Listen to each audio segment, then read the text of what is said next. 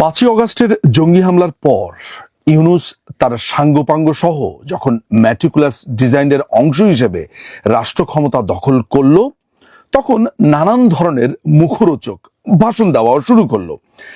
সেই ভাষণটির দুটো ভাষণ আমার বেশ নজর কেড়েছে। তার মধ্যে একটি ভাষণ ছিল এমন: তোমরা একটা আলাদিনের চেরাগ পেয়েছো, এই চেরাগকে ব্যবহার করতে হবে, এই চেরাগে ঘষা দিলেই এই যেমন দৈত্য এসে হাজির হয়, ঠিক তোমাদের সামনে সেই সুযোগ এসে গেছে।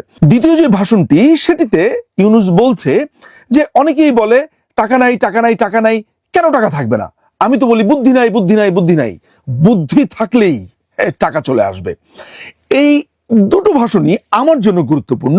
একটি হচ্ছে আলাদিনের চেরাগ ঘষা দেওয়া, আরেকটি হচ্ছে বুদ্ধি থাকলেই টাকা। আমরা সেই দুটো ভিডিও একটু দেখে আসবো। আমরা এখন বলছি টাকা নাই টাকা নাই, টাকা নাই তো বিষয় না, বুদ্ধি নেই বলতে পারেন। কেন বুদ্ধি থাকবে না? আমাদের বুদ্ধি থাকলেই টাকা। আমাদের হাতে আলাদিনের প্রদীপ দিয়ে দিয়েছে তারা, আমরা যা চাই এখন তাই করতে পারি। এরকম একটা চেরাগ এখানে থাকে, এরকম থাকে, কি হয়? তারে ছুঁয়ে দিলে কি আসে? দৈত্য আসে, আলাদিনের দৈত্য বেরিয়ে আসে।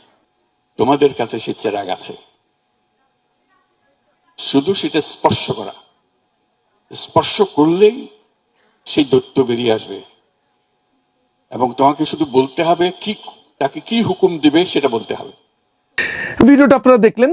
এই আলাদিনের চেরাগ ঘষা দিয়ে কত কিছু হতে পারে, এবং বুদ্ধি থাকলে পকেটে কি করে সরকারি লুটের টাকা এসে ঢুকতে পারে, আমরা আজকের এই ভিডিওতে দেখব।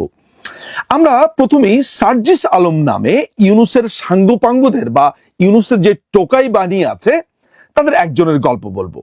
এই সার্জিস আলমকে কষা আলম নামে সামাজিক যোগাযোগ মাধ্যমে বলে। এই কষা আলম গত বছরেও যখন তার গ্রামের বাড়ি পঞ্চগড়ে যাচ্ছিল, সেই যাওয়ার জন্য সে ট্রেনে চড়েছিল। ট্রেনে করে যাচ্ছে, ঘেমে নিয়ে যাচ্ছে, টিউশনি করত। সে তার একটি ভিডিওতে এমনও বলছে যে আমার 10 টাকা ছিল না, আমি কোথাও যেতে হলে আমার সাইকেলে যেতে হতো, আমার 20 টাকা মার কাছে চাইতে হতো, নানান ধরনের কথা। অর্থাৎ ছেলেটির যে অভাব ছিল, ছেলেটির যে অর্থ যন্ত্রণা ছিল, সেটি সে বলেছে। অর্থাৎ একটা ছেলে বছর খানিক আগেও তার অভাবের কথা বলছিল, তার অর্থহীনতার কথা বলছিল। চলুন আমরা তার ওই বলা কথাগুলো, অর্থাৎ তার ট্রেনে চড়ে যাওয়া, তার অর্থ নেই, সেই কথাগুলো একটু শুনে আসি। আটোয়ারি পাইলটের এখানে আটোয়ারি কয়েকজন স্যারের কাছে এখানে প্রাইভেট পড়তাম। পাল্টাপাড়া থেকে, রাখালদেবী থেকে প্রতিনিয়ত আসতাম, সাইকেল চালিয়ে আসতাম।